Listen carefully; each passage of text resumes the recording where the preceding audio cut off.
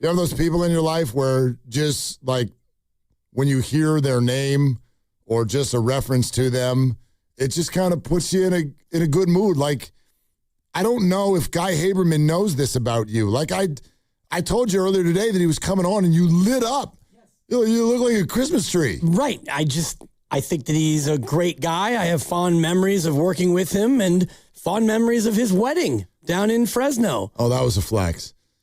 It's like you know what I mean? Like it's a flex. We turned this whole thing into, and then you were just like, I was invited to his wedding and you weren't. Well, it's because I was an unabashed fan at the time and I still am today. And I take no credit for the greatness that he has in his career. However, I've never heard you do that with any broadcaster. It's not credit that I take, but my Haber stock, it was not a penny stock, but I got in early. Okay. And that Haber stock is close to being at a retirement wealth situation because this guy's a monster. Wait till you see the hair. Get to YouTube right now, everybody, because joining us on the River Islands guest line, and he was on the call for the 49ers air quotes game last night. Actually, I should have put the air quotes around 49ers. Some of those guys won't be on the 49ers, but you know what I'm saying. I was on the call last night, and he joins us now live on Willard and Dibs, 95.7 The Game. Hi, friend. How are you? What's up, friends? The flex, that was a flex from Dibs, but the flex wasn't that he went to my wedding. The flex is that he went to Fresno. That's really what Dibs was. That's a big flex. It was a fun wedding. Not everybody gets to go to Fresno. No, I'm sure you look back occasionally, Guy, as Mark and I do with our 5 marriages combined. You look at the pictures in the wedding album. It's like, oh my God, I invited so-and-so, and I wonder if I'm that guy for you. Like, oh, that's right. Dibley was at our wedding, hon. No, you're not that guy. Yeah, I'm dodging tennis balls over here. Oh, my God. I saw that. You're on the list of people whose names I can recall. Yeah. So that's great. But it's great to see both of you guys. Anyway, and yes, Dibs, in all seriousness, Dibs was the first, I don't know about stock, but Dibs was one of the original originators of hyping me up all the time. That's what Dibs was on the front line. Haberstock, I believe, is what it was. It was called, which is up today just because of last night. So I'll leave it super open ended for you. What stood out to you? I mean, you mean other than Deshaun's dribbling? I mean, I had a feeling that's where you'd go first. You know, I think the thing that was cool about it is for the fans who've been to practice, I know there's a handful, for everyone that's been going or reading or watching or listening to people talk about Niners practice, they've been hyping that guy up, you know, and then he looked the way he's looked in practice. He looked the way he looked in OTAs. He looked the way he looked in joint practice. So, I mean, that's up there. I think Curtis Rourke looked really good. He was a big part of looking good with dribbling. So that was cool. And I think a couple flashes from Jaden Dugger, like that's on the list. You know, a player that's young and long, and sometimes those guys with those unusual bodies, in his case being that tall and that long at linebacker, is unusual. You know, sometimes can get in their way, and sometimes it's an advantage. And it looks like it might be an advantage for him. So, you know, and then the fact that Kyle Shanahan coached the game, like I know the way they talk about it, it seems like he was doing a lot of football stuff. He wasn't doing everything. He wasn't breaking down team meetings or doing team meetings early on in training camp. He wasn't doing his media. But you guys know, like, when it comes to concussions, you can't assume anything. Every timeline is different. So the fact that he made it back by then, I think now it doesn't seem like a big deal. But you go back a week and a half ago, and it probably was in question a little bit. When you mentioned Dugger, and I'm kind of fascinated by what he could potentially be, and I don't know if the Niners have had a player like that in a long time. What would that mean defensively? Would that possibly be it's a 3 linebacker set, or does Dre Greenlaw lose some snaps as a result? Well, I mean, they've talked so much about the 5-man line, and they've also talked about this. It's funny. I can't tell, like, if it's a public thing, and Barrows has written about it, and Nick Wagner's written about it, but this fever backer, extra kind of Swiss Army knife doesn't feel like the right word, but position. I think the other part of it is, you mentioned Dre Greenlaw, or, you know, they've got multiple hurt edge rushers right now.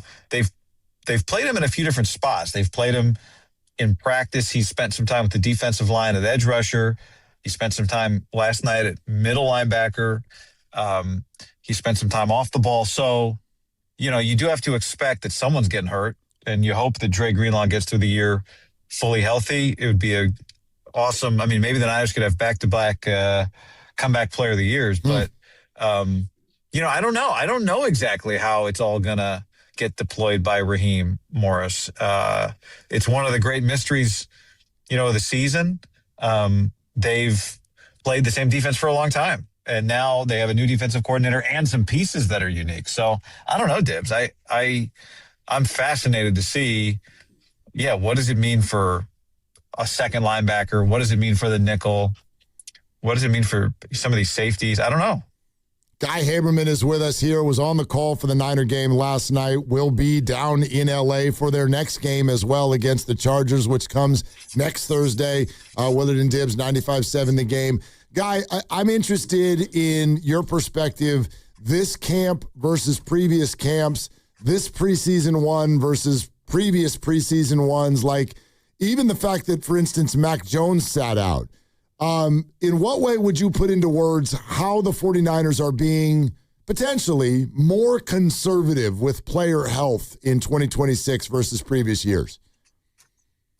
It'll be interesting the next two preseason games, how they manage and how Rourke is. They have added like a bit of a walkthrough practice to the schedule in the hopes of kind of helping with the injuries. The practices in terms of the way they look to me don't look that much different. They still look physical. So I don't know. It's not a great answer, but like other than the kind of jog through day, which we don't get to see in the, currently I'm still, I'm filling in for Pop on the broadcast, but I have not taken his place at the middle of the practice field during closed practices. I have not gotten that access yet. You know what I mean? I'm like media. If it's a closed practice, I don't go, which is fine. Gotcha. I like to hang out with my media brethren on the sideline. But Dibs knows, Greg used to be in there kind of midfield, kind of listening in on the play. I'm not getting that treatment, which is fine. T-Rock will do that and tell me what happens. But I don't know. It kind of looks the same. What I get to see in due time, and we're rapidly approaching the trip to Australia. I'd imagine that you're going to make the trip. And what is your anticipation for the 8-day lead up, as opposed to what the Rams are trying to do, which is the get in and get the heck out? Yeah, it's a science battle, I guess, in sleep studies, and I'm also thinking about the return. Like selfishly, which I guess, them too, though. But the week up, how do you play in that game? How do you feel the next week? We'll get back. I think we'll get back probably late Friday here, Pacific time. So, is a couple of days enough time to recover from that trip and then get ready for the Dolphin? You get 3 games at home, which is nice, but is that enough time to recover? So that's the other part of it. But it seems like the trip's going to be great. The stadium sounds awesome. I don't know if either one of you have been there. Nope. Melbourne Cricket Grounds. Yeah, the silent R. Melbourne. Yeah.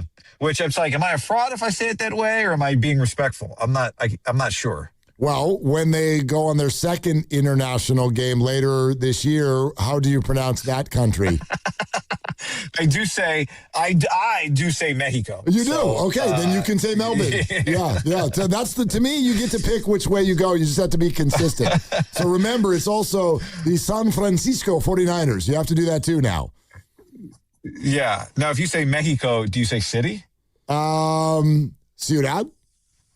Look at Willard. I don't know. Yeah, it's up to you. Yeah, you get to paint your own picture here, guys. I don't think it is. I think they have rules to the language, and it's not up to me. Yeah, I mean, we learned that from the World Cup with Turkey, which we all thought was Turkey forever. What was that? Yay! Yeah, I mean, they petitioned, and that was going to be a yes from us. Apparently, we are the arbiter of pronunciations. Yeah, they petitioned. Yes, I think that they were tired of being associated with the fourth Thursday in November. It is a pretty awful name for a country. Like, what if what if our name was like the Chicken States of America? Would you just be like cool with it? Well, I mean, I'd ask some questions about how he came up with that name, but you're right. I guess, I've always felt like if Dibs says his name is now pronounced Deebs, then that's his name. It's Deebs, and that's what he wants. We got to call him Deebs. Yeah, we've had name changes like Ron Artest became Meta World Peace, and now you're Meta. I was just going to ask, Guy, who's the lead running back for the New Orleans Saints? How do you pronounce his name? What do I say? I think I say Kamara. Oh, see, no. Their new acquisition. The one who was on, I'm purposely not saying his name. He was on the Jags last year. He's been acquired by the Saints. Travis, Travis guy. Yeah, well, I mean, I remember the older brother was ETN, but I know there's been some debate about this. Well, he said his name is pronounced Etienne. Yeah. Etienne. He plays for the Dolphins. Etienne. Yeah, Travis Etienne. And I'm like, I keep telling my sons, because they're getting ready for fantasy drafts, and they go Travis Etienne, and I'm like, that's not his name. He has updated his name. We gotta update the way we say it. Yeah. I did. There were a couple brothers that played. One of them had played in the NFL for a few years. Good player, actually, named Starlo Tulele. Oh, yeah. I don't know if you guys remember him. Of course. Defensive lineman. He played at Utah. And so one year we did a game and he was Starlo Tulele. And then he had a brother named Lowell. And they said Lotulele. And then it was Lotulele, Lotulele, and I don't remember there was a third version. Now, this is not the same, but similar. Many years ago, I was calling Fresno Grizzlies games back when they were the AAA team for the San Francisco Giants. Yes. Are you with Doug Greenwald? Yeah, that's a drop because whenever you flex about something that you've done, we play the in honor of Roxy Bernstein, who name dropped his way through a show and set records. Is that a flex? No, it doesn't actually matter if it's a flex or not. If you say anything in life that you've ever done before, it's a drop. Yeah. If I was like, I was at the grocery store last night, it'd be like, whoop. Okay, yeah, got it. Like, okay. Got it. Yeah. That's really good. I like it. Yeah, thank you. Emmanuel Burris was on the team. Whoop. You may remember Emmanuel Burris. As you well know. And we were calling him Manny Burris. And then somebody said after like 2 weeks, they were like, his mom emailed. She says his name's Emmanuel. Stop calling him Manny. Yeah. So when mom says it's Emmanuel, it's Emmanuel. Do we know that it is Odigizua, or are we going to get tripped up in an 11th, week 11 kind of, you've been doing it wrong the whole time? Yeah, we could. I ask, but, sometimes guys I've found over the years, especially in college, is like someone's like, is your name like this? And they're just like, yeah. They don't correct, they just kind of roll with it. But I mean, Bosa's now been in the league a few years. I'm hoping we're getting it right. I think we're getting it right, and it's pretty fun to say exactly like it is. So I'm going to go with it until we hear otherwise. But anyway, Guy Haberman is with us here on Willard and Dibs 95.7 The Game. Hey, in the race for we hope we never see him, what did you think of the two quarterbacks last night in the race for QB3? Curtis Rourke is the guy. I mean, that's what it looks like, clearly. They invested in him last year. They spent time with him. He looked more mobile than he did. Get the sound effect ready. I called a couple of his games at Indiana a couple of years ago. There it is. And yep. I'm just telling stories about things nobody saw or heard, I think, is every one of my references. Not true, Guy. But he played like on a torn ACL. He looked really mobile last night. Looked really good. So, he's the man. He's QB3 right there.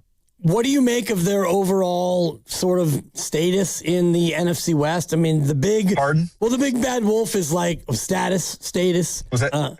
My partner's a coupon guy. I'm coupon, so there's a lot of those out there. But where do you slot the Niners in the NFC West, Guy? Well, I mean, they're clearly third, right? Which is fine. It's a fine place to be when, you get the Super Bowl defending champs are second and the Rams are the favorites. But I don't see any reason why I shouldn't say I don't see any reason. Yes, I do think they can win the division. I think it's going to be very difficult I'll be interested in the other two quarterbacks to me are the big part of it, right? Like, can Darnold run it back again? He's had now 2 really good years, but last year he turned the ball over a ton. It's part of the reason they won the Super Bowl is they stopped turning it over in the postseason last year, Seattle. And Stafford has just it's not a rebirth or a resurrection. I always liked him in Detroit. I thought this guy's on the Lions. Like, let's cut him some slack. But like what he has done in this next stage of his career is incredible. Can you hit him? Can you get to him? Can you bang him up a little bit? Their season hinges on him being healthy. So, the Niners being third in this division also might mean third in the NFC in terms of just like where you stand in the pecking order right now. You don't want to finish third, obviously, but, this is why this week one game, I think we're so conditioned over the years to have these international games where you're like, well, it's somebody in the Jags and it's on at 6:30 a.m. Pacific. Right. But this is such a huge game, right? This game is massive. Winning this game is going to feel huge for one of these two, just given the trip, and it's going to feel like almost winning two, and losing it's going to be a stomach punch for whoever's got to make that flight back and try and recover from it, particularly if it's the Rams, because this is their home game in this series. To that end, how would you sort of handicap, I'll spotlight two players, they're not the only two, but how would you handicap right now Nick Bosa and George Kittle in terms of their chances of playing in that game? Well, George, I was talking to Cam Inman and Matt Mayoka the other day. Yep. Oh, yeah. Should I not wait for the sound effect? No, You got keep it. going. You got it. Yeah. And honestly, that probably should have been two drips because Cam and Mayoko. But go ahead, Guy. You were saying. I was a little surprised. They both thought Kittle was going to be back based on the way he looked, the way he's working out on the field by week one. This idea, like, would you put him on PUP? I don't think you want to do it. You want him, the 3 games at home, weeks 2, 3, and 4, I guess the perfect time for him to play because you're not traveling. Like, you don't want him to miss that. So we've seen him, the fact that we've seen him, that they'll practice, they'll have an open practice tomorrow. So we'll see, is Bosa back? Like, at least we've seen in the last week, not in pads, but George on the field working. We have not seen Nick for several days now on the field. So, that is concerning. I mean, I don't see how it's not concerning until we see him back. You got to be a little bit concerned about it.